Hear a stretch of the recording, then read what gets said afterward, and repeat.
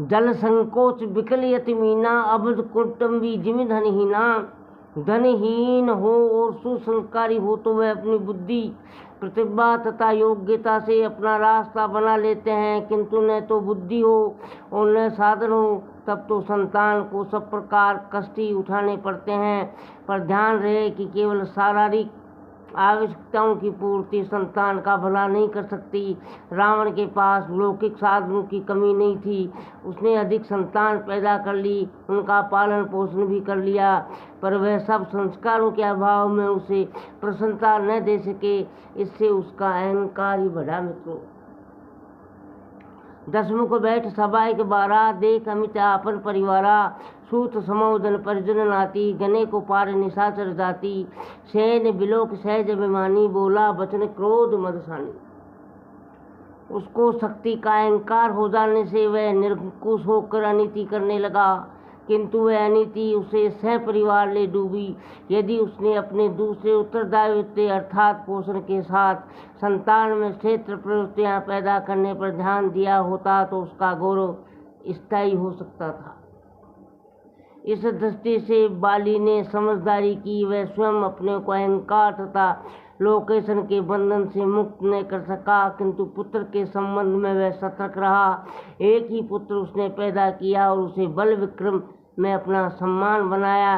उससे आगे के श्रेष्ठ संस्कार पुत्र में पैदा कर सकने की अपनी असमर्थता को समझकर उसने उसे युग पुरुष की सेवा में सौंप दिया। मित्रों, साथियों, ये तने मम सम विनय बल कल्याण प्रभु लीजिए, गई बाएं असुर नर नाहि, आपने दास ही अंगद कीजिए। बाली ने पुत्र को विनय बल आदि दिया तथा उसे कल्याण प्रद बनाने का उत्तरदायित्व श्री राम पर सौंप कर संतान के प्रति अपने कर्तव्य को पूरा किया। अंगद पिता के बल तथा भगवान राम से सुसंस्कार पाकर अद्भुत व्यक्ति के धनी बने। रावण जैसे को उसी की भरी सभा में चुनौती देकर राक्षस का मनोबल तोड़ने में समर्थ हुए। इस प्रकार मानस में विविध प्रकार संतान के प्रति उत्तरदायित्व तथा मर्यादाओं के निर्वाह के प्रसंगों से प्रेरणा प्राप्त कर अपने उत्तरदायित्व को समझा जा सकता है। मित्रों, अभिभावकों और संतान के पारस्परिक कर्तव्य, माता पिता तथा उनके समक्ष ताऊ चाचा आदि पुत्रजनों का सम्मान करना पुत्रों का छोटों का कर्तव्य है। उनके सत्परामर्श और उपयोगी अनुभव का लाभ उठाने के लिए अनुशासन भी मानना चाहिए। पितृ ऋण चुकाने के लिए उनकी सेवा शुश्रूषा भी भरपूर करनी चाहिए।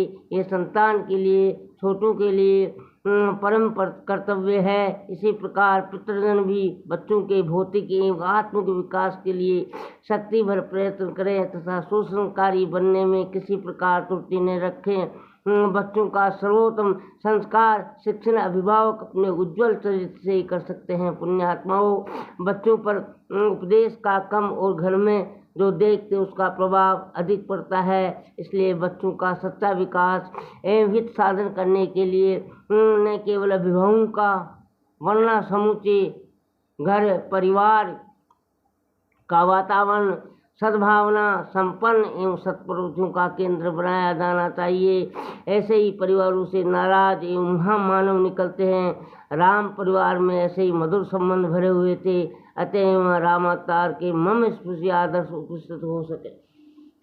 मानस का आदर्श है कि न केवल छोटों को बड़ों को वरना बड़ों को भी छोटों का आदर करना चाहिए। स्नेह के साथ साथ बच्चों का स्वाभिमान जगाने के लिए उनको सम्मान भी दिया जाना चाहिए। विश्वामित्र जब राम लक्ष्मण को दशरथ से मांगने आए तब वे पुत्रों को बड़े आदरपूर्वक बुलाते हैं। अति आदर बहुत न बुलाए, हृदय लाए भवभांत सिखाए। छोटों को सम्मान देने से बड़ों के बड़प्पन में कुछ भी कमी नहीं आती, वरना उसमें और वृद्धि होती है। पर्वत अपने द्वारा उत्पन्न तिनकों को अपने सिर पर स्थान देते हैं। अगाध समुद्र फेन को ऊपर रखता है तथा पृथ्वी अपने ऊपर रज को बनाए रखती है। इसी प्रकार बड़ों को चाहिए कि छोटों को स्नेह और सम्मान देते रहें। बड़े स्नेह लगुन पेक रही, गिरि निर्सन सदा तंत्र रही। जल्दी अगाध मोल बहु फेनी, संतन धरे धन स्नेहनु।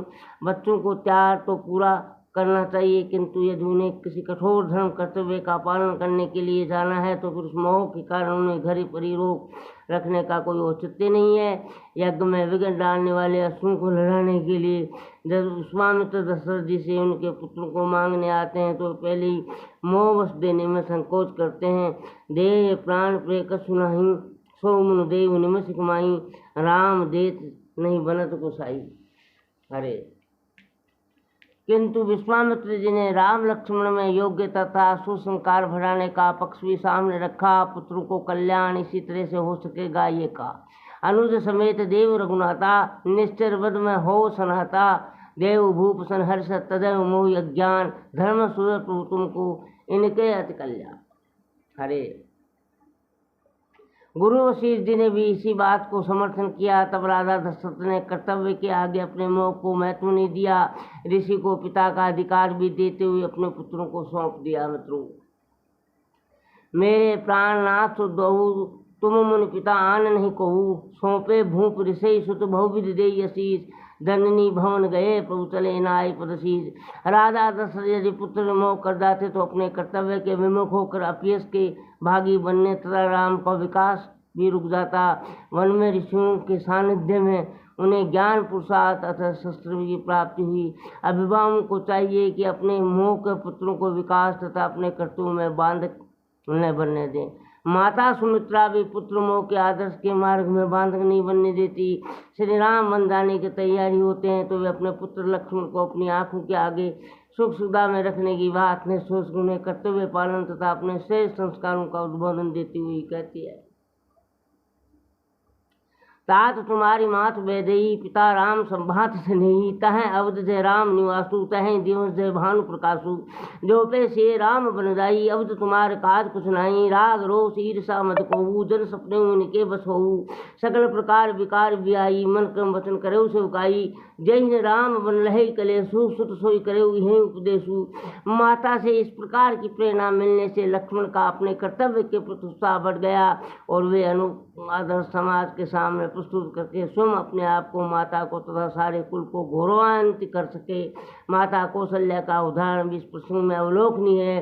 राम जैसे पुत्र को निरपराध बलिदान देने उन्हें अनुचित लगता है, किंतु रोकने से राम में बड़ों की मर्यादा तोड़ने का कुसंस्कार न आ जाए, इसलिए वे अपने अधिकार प्रकट करती हुई कहती है, जो केवल पितुआयु ताता तो जनिजा उदान बड़ माता, माँ का पुत्र पर अधिकार है।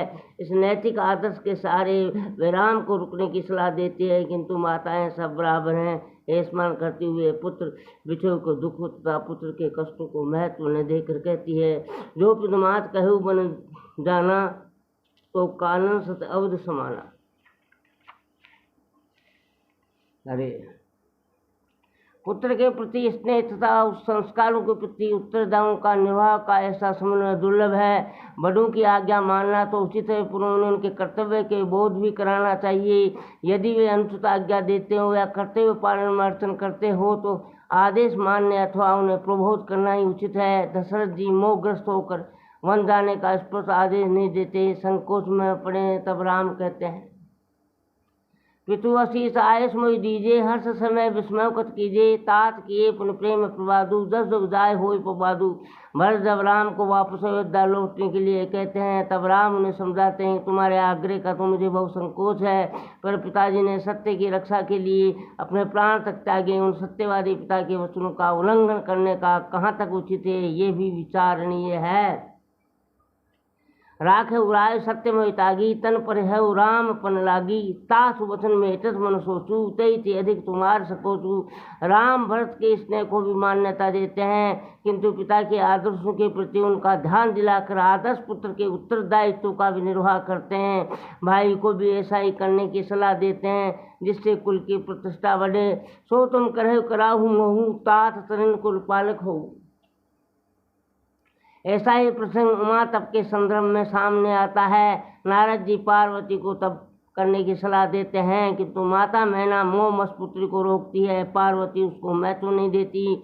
वह विवेक और तर्क द्वारा उनका समाधान करके अपनी साधना में प्रवृत्त हो जाती है। वे कहती है, माँ तुम कर्म व्यवस्था को नहीं बदल सकती है, जो मुझे अपने तप पुरुषार्थ से पाना चाहिए वह उसी ढंग से मिले, अतः मुझे अपने कर्तव्य पथ पर बढ़ने दो। हरे हरे। जय श्री कृष्णा। राधे राधे।